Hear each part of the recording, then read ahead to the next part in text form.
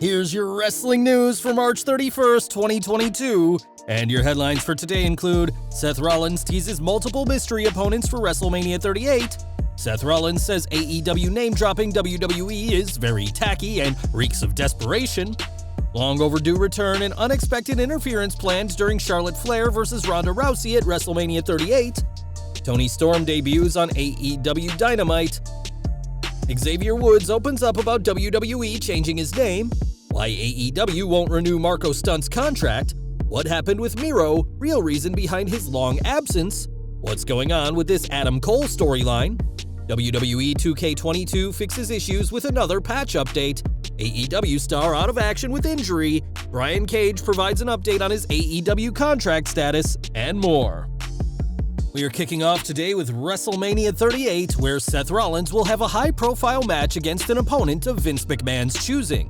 While it's widely believed that Rollins will face Cody Rhodes in the latter's return to WWE, that hasn't been publicly confirmed, something that Seth Rollins knows all too well.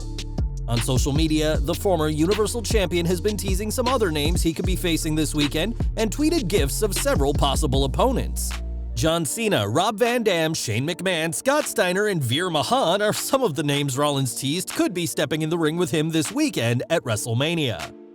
For what it's worth, there's been no reports that WWE has any plans for Rollins' opponent to be anyone other than Cody Rhodes, as the former TNT champion will certainly make an impact this weekend, despite Seth's attempts to misdirect the fans. Since the company was formed 3 years ago, AEW has never shied away from mentioning WWE, despite claiming to not be interested in what their competition does.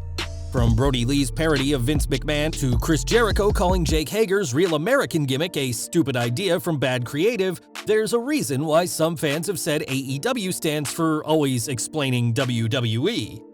This week, Seth Rollins spoke on the Sports Media podcast and spoke about his own references, saying that his references to Jon Moxley in January this year was justified due to their time in the Shield.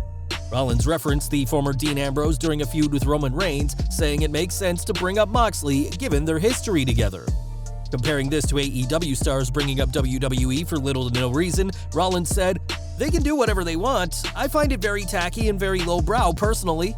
I think it looks and reeks of desperation, and I just don't think it's anything on our television show that we need to go there and talk down about those guys.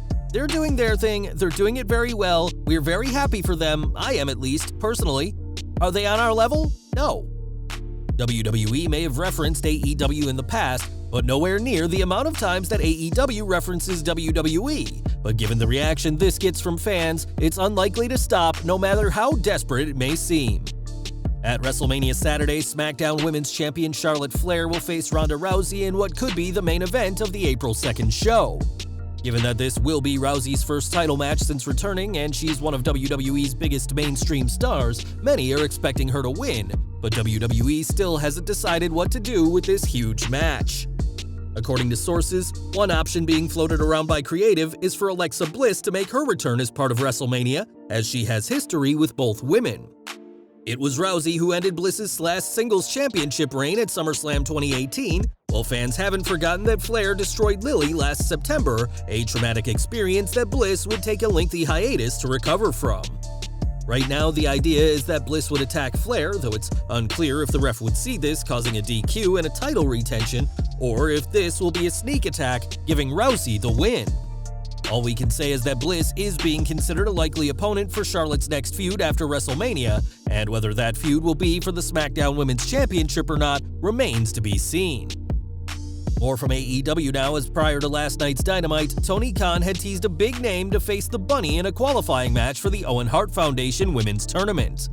There had been plenty of rumors as to who the Bunny's opponent would be, but it was former WWE superstar Toni Storm who answered the call, making her debut for the promotion. Storm made quick work of the Bunny to qualify for the tournament, and after the match, the official AEW Twitter account confirmed she is signed with AEW. Storm requested her release from WWE last December and didn't wait long to join AEW, as her debut on Dynamite comes just one day after her non-compete clause expires.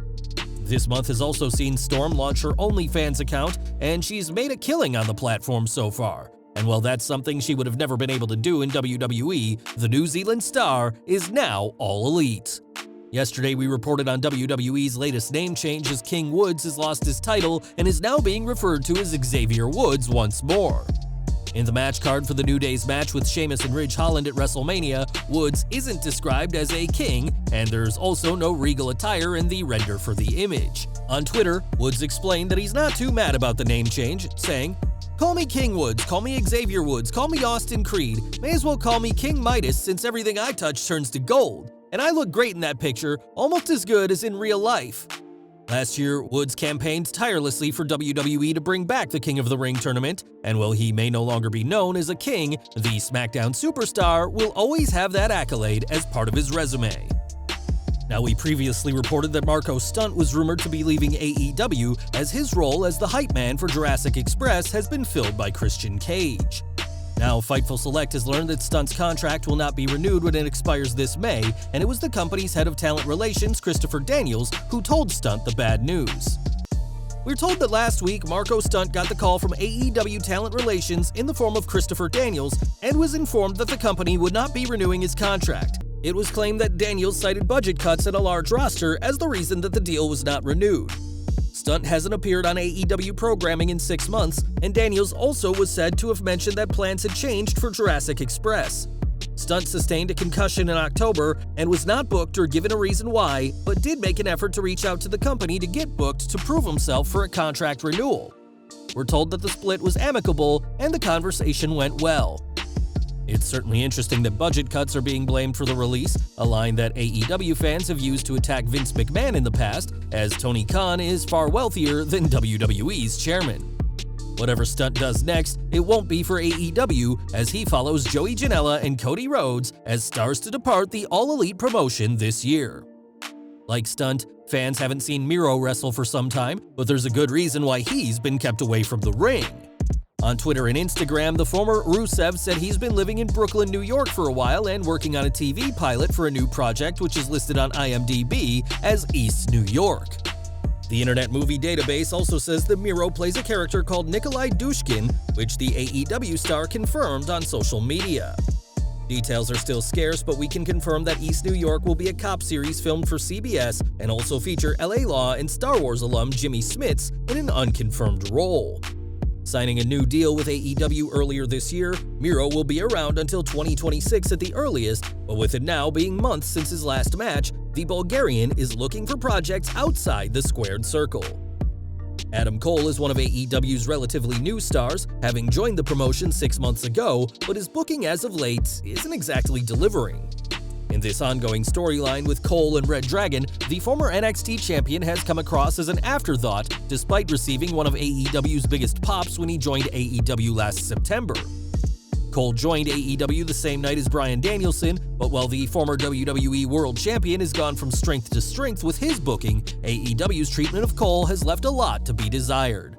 The Panama City Playboy is obviously talented and has proven that he can be the headliner for a promotion, as his work in NXT proved, but right now, something isn't clicking for Cole in AEW. This month, WWE 2K22 was launched and has proven to be a success with gamers on various platforms.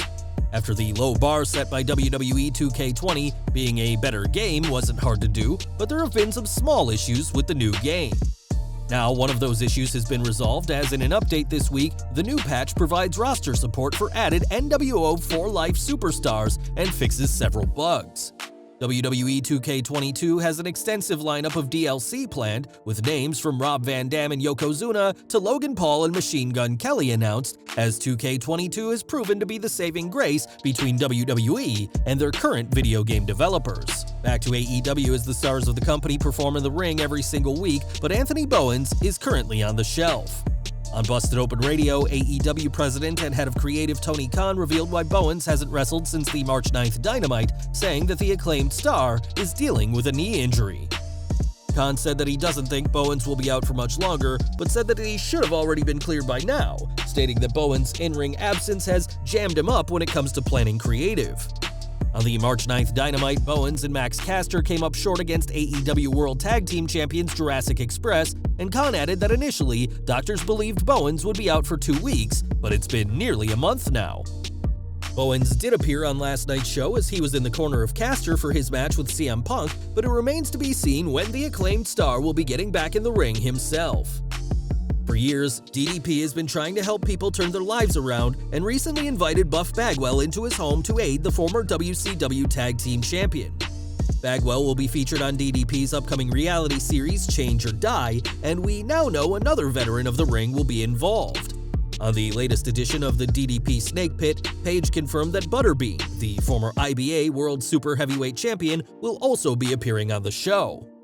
While he's best known for his boxing career, Butterbean did have a brief stint in WWE, most notably knocking out Bart Gunn in seconds at WrestleMania, Gunn's so-called prize for winning the 1998 Brawl for All tournament. There's still no word on when Change or Die will air, but Page is hoping to help the lives of even more people, proving why he's considered one of the nicest guys in all of pro wrestling. And we're ending today with Brian Cage, who hasn't been used by AEW in a very long time, with his last match for the company being back on the Chris Jericho cruise in October 2021. When Cage's wife, Melissa Santos, publicly berated the company for their handling of her husband, many fans thought this would be the end of his time with AEW, but that isn't the case. On the GV Wire podcast, Cage said that not only is he still under contract with AEW, but that he recently had his contract renewed with the company.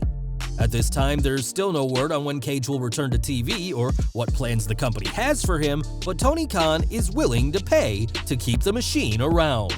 Well guys, that's our news for today. Please share your comments below. Also hit the like button, subscribe to our channel, and hit the bell icon to receive all notifications. And as always, thanks for watching.